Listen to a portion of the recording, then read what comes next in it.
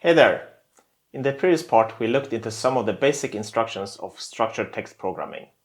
These are, however, not just basic for PLC programming, but basic for any programming language. In this part of the tutorial, we will also look at some basics that are much more specific for PLC programmers. The focus will be some basic functions and function blocks that every PLC conforming to the IEC 600-1131-3 standard needs to have.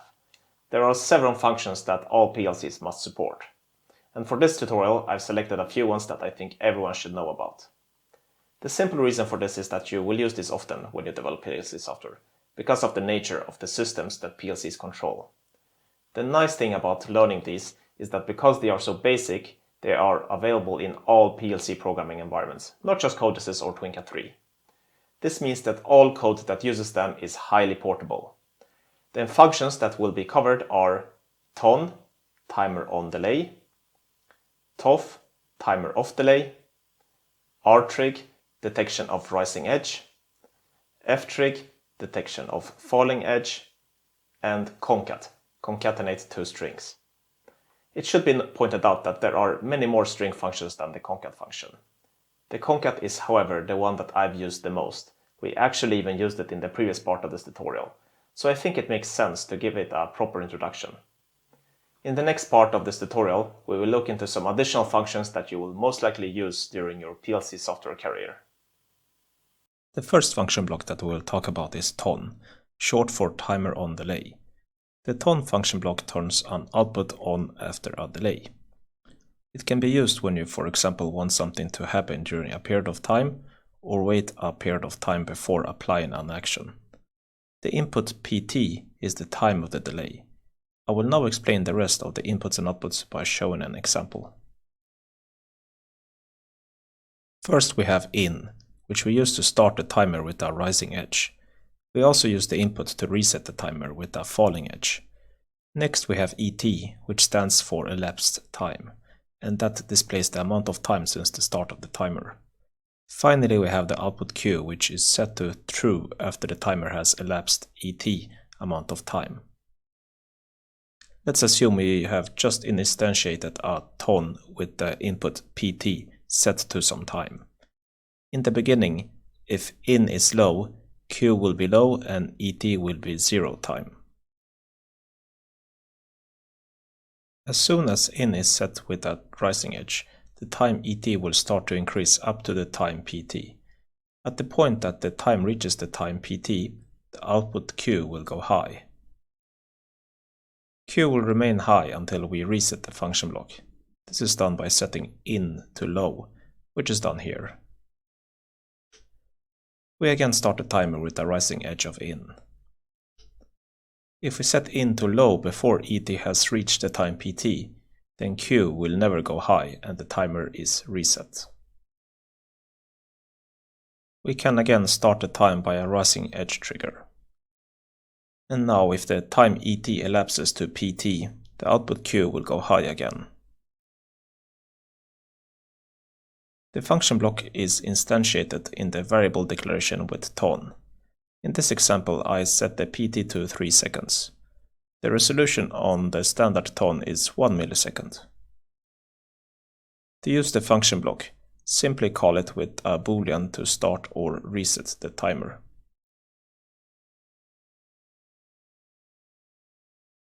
Next we have TOFF, short for timer off delay. It's basically the inverse of TON. Instead of having the timer elapsing when IN is high, it's counted when IN is low. So in other words, a falling edge is a trigger for the function block. Another difference is that once the timer has elapsed, the output Q goes low as opposed to high as in TON. Let's assume we have just instantiated a TOFF with the input PT set to some time. In the beginning, if IN is low, Q will be low and ET will be 0 time. When we reset the function block by setting IN to high, the output Q will go high as well. This is as expected, as TOFF will go low when the time ET has elapsed. We start the function block with a falling edge on the input IN. This will start the timer, and the timer will count up until it reaches the time pt, at which point the output Q will go low. The function block is resetted by a rising edge, at which the output Q will again go high. If we then again start the function block with a falling edge, the timer will start to count up. If we now interrupt the timer by resetting the function block by setting into true, the timer will stop counting and Q will not go low. Here we have now again started the timer with a falling edge, and once the timer has elapsed, the output Q will go low.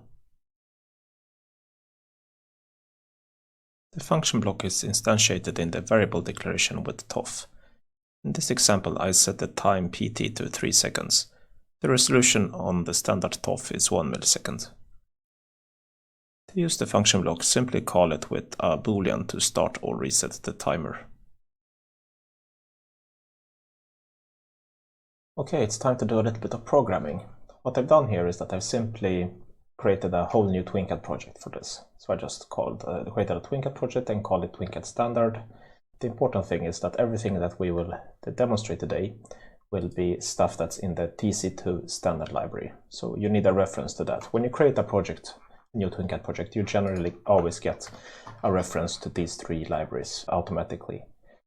We will talk more about libraries and library creation in a future episode of this tutorial, but for now it's just important for you to know that you need a reference to the TC2 standard library in order for you to have access to these functions that we're going to go through.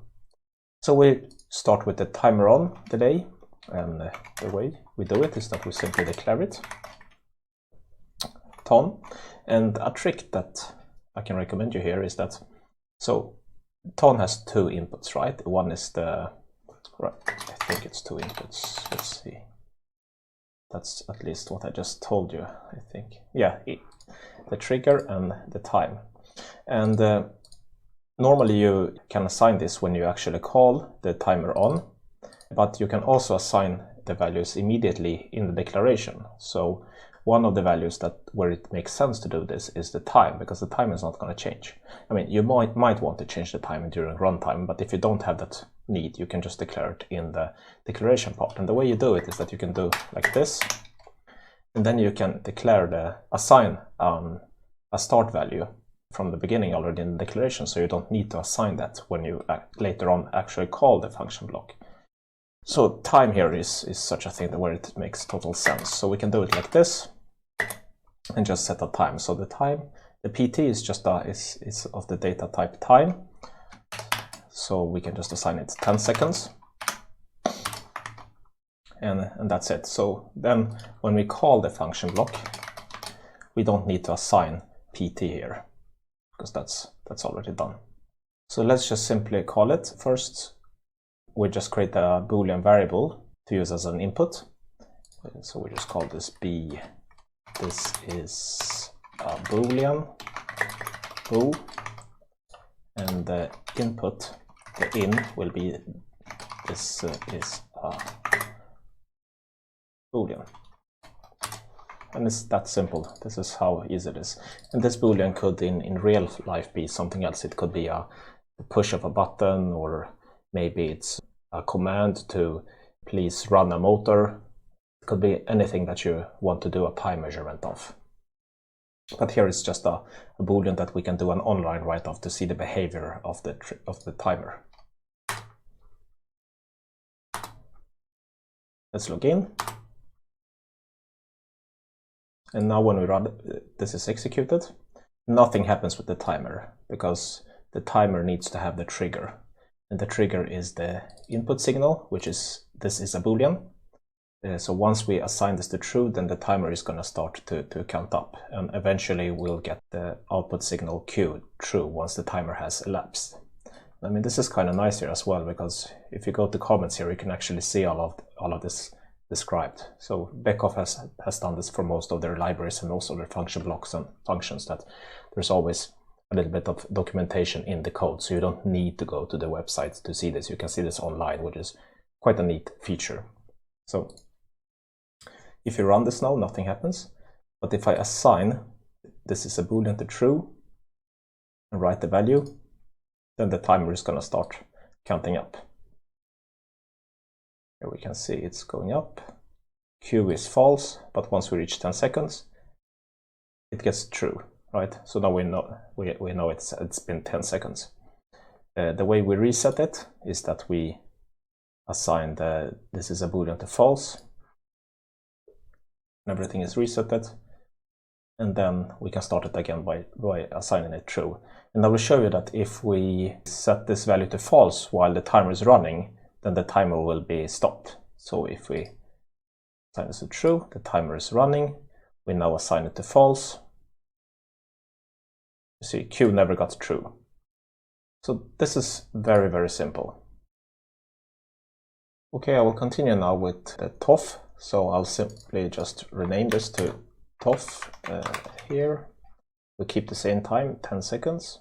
We keep the same boolean here. Just make sure to use TOF here, and we compile and activate the configuration.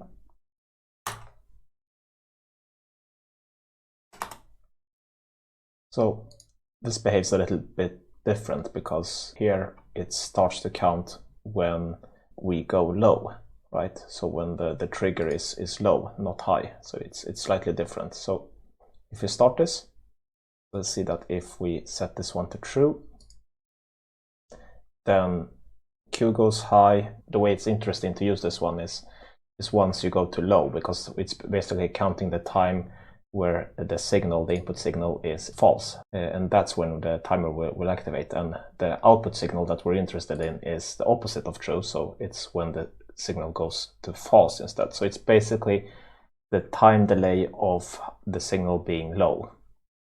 So if we set the boolean to false, then we get the same behavior as the other one. So it starts to count. Q is true, so it's the opposite. And now it will go to false once this 10 seconds have elapsed. And we can do the same way as the last time, that we can set this one to true. That will reset the timer. Q will go to high again. And now we can start the timer again by setting this to false. And we can interrupt the timer by setting it to true. So it behaves the same way as the TON, but the other way around. So it's I honestly have to be honest and say that I don't use this one so often. I barely find many use cases for it. I generally use the TON as it's just a little easier to wrap my head around the TON than the TOF. I always get a little confused with this one, but there are actually quite some good use cases for it as well.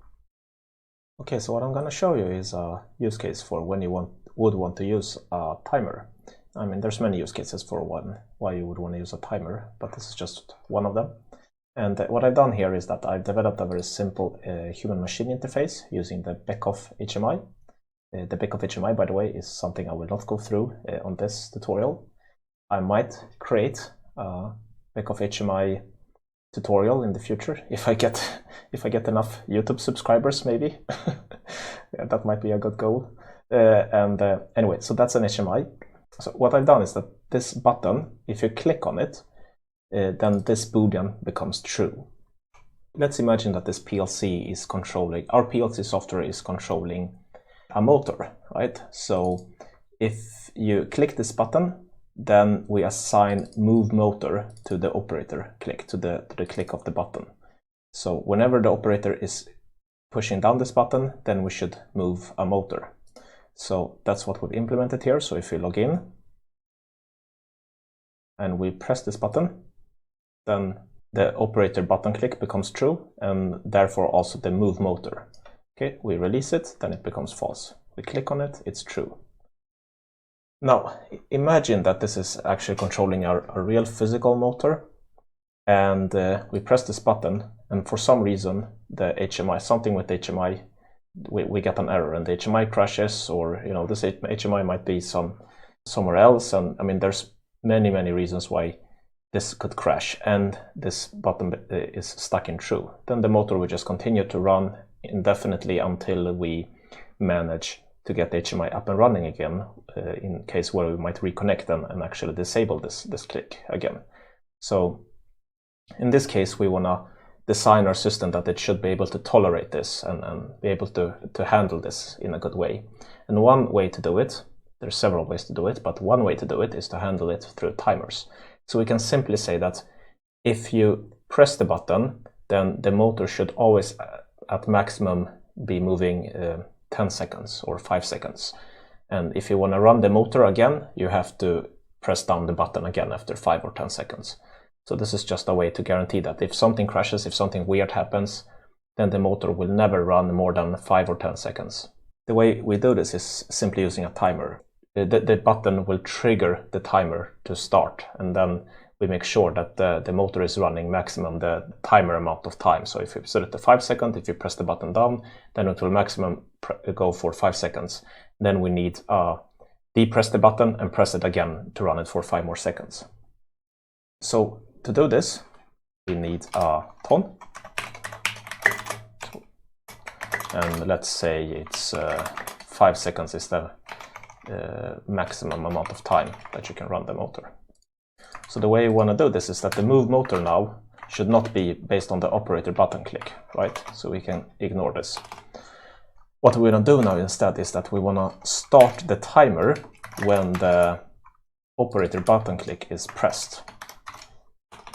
And the move motor now should be activated. There has to be two things that are true. So first, move motor, we should be moving the motor if the operator button click is pressed and let me think here, and the timer, let me think, and the timer has not elapsed, right? It basically means that the only way we're allowed to move the motor is if the operator is actually pushing down the button and the timer has not elapsed, which means if it has elapsed, you need to restart the timer again. This guarantees us that we will only run the motor for a maximum 5 seconds. So move motor is operator button click and fbton not elapsed. And that's it. And the only way to restart the timer is to make sure that the operator button click is depressed. So unpressed, unclicked, whatever you say. So I think this should be fine. So we compile and activate. And this is just another safety feature, right? When we design our system, when you build PLC software, there's many things like this that show up that you have to think about, and that's the nice thing with working with PLC software. There's many interesting and fun challenges that you have to think about. Okay, so if we press this button, now we'll see that we run a program. We don't move the motor. So we click, and just wait, before I click, we can look at the timer. So now it will move the motor. I just keep the button pressed. And now it stopped moving it. You see, it only moved for 5 seconds. Now B move motor is false. To move it for 5 more seconds, I have to depress it and click on it again. Then we run on for 5 seconds again. But I can also interrupt it in the middle. So after 2 seconds, you just stop it, then it's not moving, and then start it again. Then I'm allowed to run 5 more seconds. Yeah. Next we have R-Trig, which is a rising edge detector. It's used for, well, when you want to detect a rising edge. Example of this is to detect if an operator has pressed a button, or that you want to generate an alarm only once if a certain condition is met. The function block is simple and has only one input and one output. The input CLK is the signal to detect, and the output Q is the edge detected.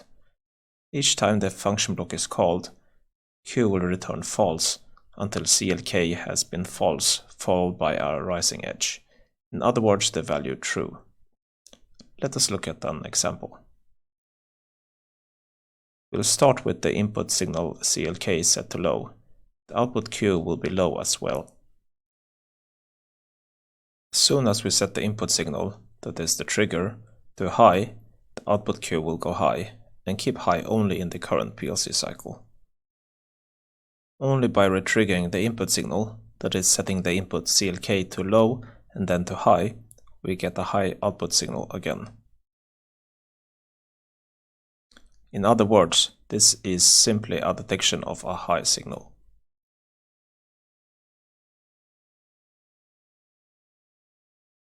The function block is instantiated in the variable declaration with rtrig. To use the function block, simply call it with a boolean to trigger it.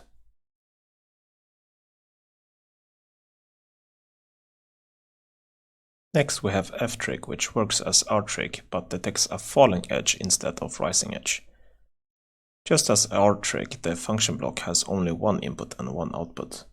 The input CLK is the signal to detect, and the output Q is the edge detected. Each time the function block is called, Q will return false until CLK has been true, followed by a falling edge, in other words the value false. Let us look at an example. We'll start with the input signal CLK set to low. The output Q will be low as well, as we have not yet gone from true to false. Once the input goes high, nothing happens on the output as we have still not gone from true to false. Now we have a falling edge, which is detected by the function block, and the output Q goes high for one PLC cycle. And this is again repeated on the next falling edge. And again. The function block is instantiated in the variable declaration with ftrig. To use the function block, simply call it with a boolean to trigger it.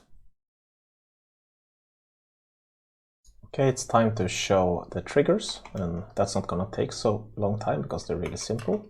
We'll start with the rising edge trigger, rtrig, and yeah, we just need some boolean for it to trigger, and we also need some form of counter to detect to count up every time we have triggered.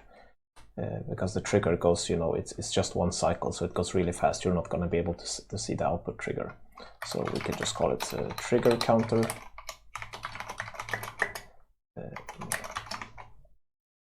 So the trigger, we just execute the input signal. CLK is our boolean, and the output is fbit_trig.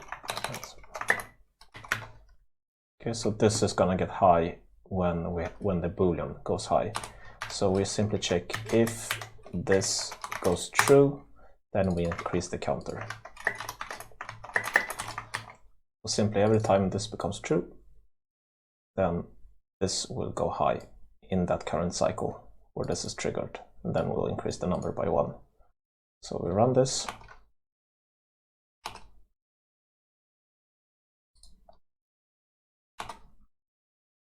Okay, I run it. Nothing happens.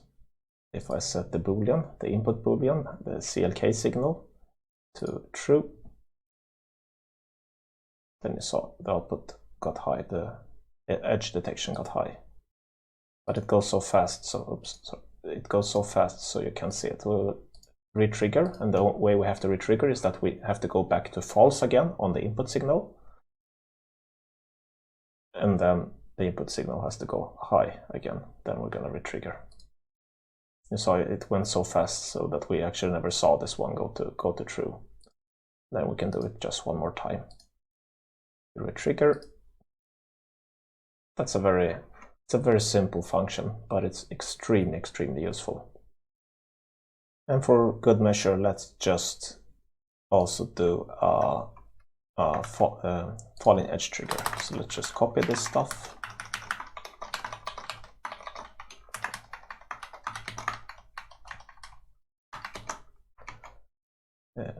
Change this. Now we're gonna detect when we have a falling edge. Okay. Activate configuration. Log in. Run it. So now if we set some boolean to true, we won't get a trigger because the trigger is going from high to low, not the other way around, right? And we start at low, we go up to high, nothing happens, no triggering.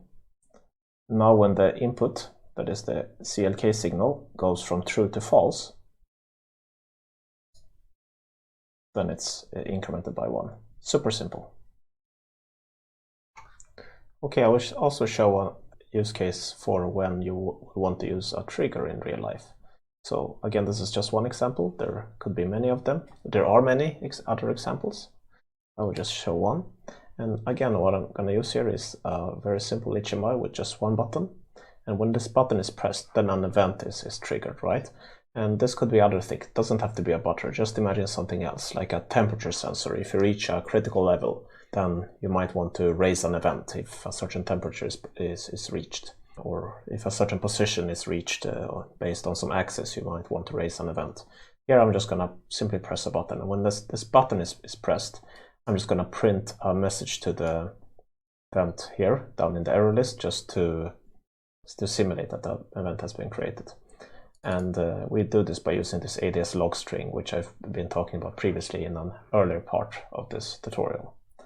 And we'll simply be, I don't think we need to log in actually, this program is already running. The problem here is not that the operator button click, if this is set to true, we're gonna send these messages. And what will happen is if I click this one, you see we get hundreds of messages. As long as I keep this button pressed, it's just generating messages. And this is of course not good. So what we actually want to do is only generate one message when this button is clicked. And we want a new message only at the time when the operator is depressing the button and then pressing at it again. And this could be something else than a button, of course. Again, talking about the example with the temperature reaching a certain limit, we just don't want lots and lots of events, we just want one. And then we only want an event again once the temperature has gone down and then up again. Okay, and this is simply achieved by creating an rtrig. So fb rtrig. Now we're going to call the rtrig instead.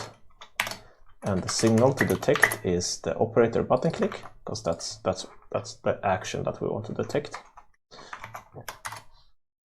And now we only want to create a message if the rtrig is, if the output is true. So only at the rising edge. Let's compile this.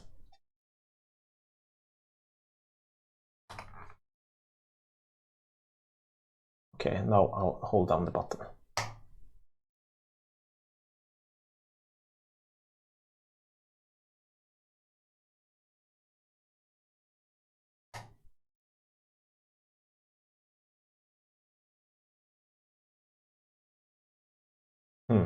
That didn't work.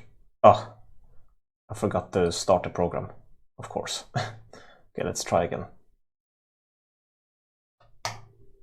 There we go. See, I'm holding down the button and we only get one message. Now I have to unpress it, press it again, then we get a second message. It's only detecting the rising edge. Next, I will introduce you to one of the many string functions that are available, which is the concat function, which concatenates two strings into one. It should be noted that although strings can be much longer than 255 characters, the concat function only works with strings up to 255 characters. That means that each input string can only be up to 255 characters, and the resulting output string can only be 255 characters. There is another function called concat2 that can take strings of an arbitrary length and concatenate them. I'll show you how to use this function with a simple example. Let's assume we have two strings, one with the value hello with a space character after, and the other one with the value world. In the variable declaration, we also declare an empty string that's just called sResultString, where we will store the result. To use the concat function, simply call it and provide the two strings as input parameters. The return value of the function is the concatenated string, and thus we can put the return value in our result string. Now the result string will have the value of hello world. I'm sure that you will get to use these functions and function blocks a lot in your PLC software development career, as even the simplest of the PLC programs usually require you to use at least one of these functions. Thank you for following this part so far. In the next part of this tutorial, we will continue to looking at some useful tools to write PLC software by looking into TWINCAT's utilities library. See you in the next part.